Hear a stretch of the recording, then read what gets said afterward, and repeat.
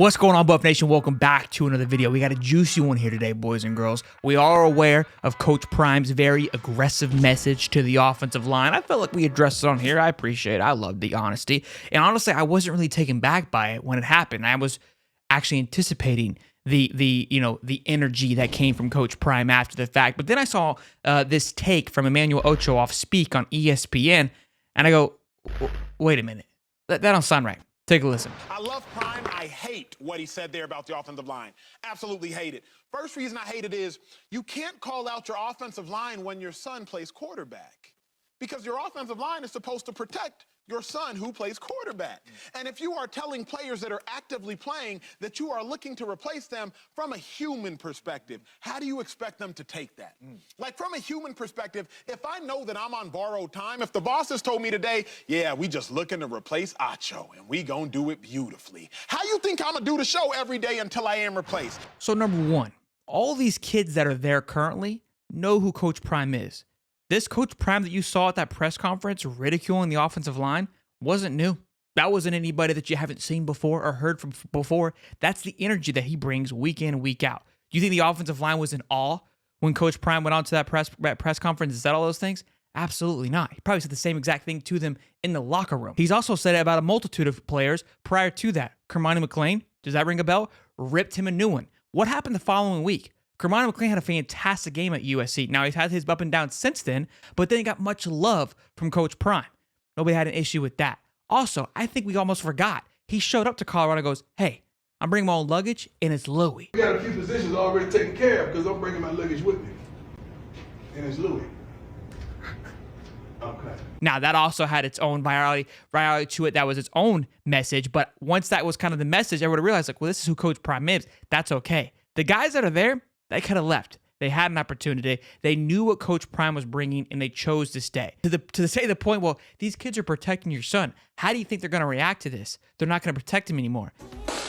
They're not protecting him now. So how much worse could it really get, right? And honestly, they're not going to play. And to your point about saying, well, if that was me, and somebody said, hey, Ocho, you're almost out of here, man. And you basically, you're encouraging these players to throw a fit, act out because things aren't going your way. How is that going to speak to their next school they go to? The moment things get a little rough, moments get a little rocky and you get called out and you get held accountable, you're going to throw a fit because you don't like what someone says about you? It's not going to be okay. That's not going to work. This is the same guy that said Caleb Williams should quit halfway through the season. Now, I understand it is his son at quarterback, so there's always going to be a little bit biased there. And Coach Prime has been admittedly, has said that, look, I am a little biased. It is my son. But at the same point, I feel like we have the same energy throughout this. We love Coach Prime and we enjoy his press conference because of his candidness, because of his honesty, because of his old-fashioned style of playing. If you're good, you're going to get treated like the man. I talked about in the previous video, Urban Meyer at Swan Kings had these guys separated at tables. If you were a dog, you got treated like a dog in a good way, right? Fed flaming yawns, lobsters, etc. If you sucked ass, you got treated like you sucked ass. You were on the other side of the table, you ate hot dogs, bologna sandwiches, sit over there, we want nothing to do with you, okay? But if you start kicking ass and taking names, come on over. I'm going to love you and hold you and cherish you and never let you go. That's how I don't mind that. Look, it's not going to work for everybody. That's not going to work at every school that you go to. And it's not going to work for every player if they walk into that. That's how it is. But these guys walked in, saw the interview, saw the camera show up, saw I'm bringing Louis, and chose to stay. Okay? So this isn't a shock. This isn't a surprise. And I can promise you that same energy you guys see at the press conference is probably 10 times behind the camera, which we see a lot of it anyways through all the documentation they're already doing. So I thought this was a blasphemy take. Again, if he wasn't like this all the time and consistently calling out players or just position groups, maybe you'd have a little bit of an angle here because you even say, hey, the defense has sucked. This guy has sucked. Yeah, he's ridiculed the defense as well. He's trashed them from time to time, especially after that Stanford game. Completely wrecked them. I think the problem is he's taking this one a little bit too further because this line is protecting his quarterback. So there might be some goggles on in a sense that Coach Prime is swinging a little heavier because it's his son that's being affected. Shadour's still balling out. Nobody's going to take anything away from that. But look, I said it when it happened. I love it. And everybody was concerned if it was going to affect recruiting. 48 hours later, they land themselves one out of JUCO.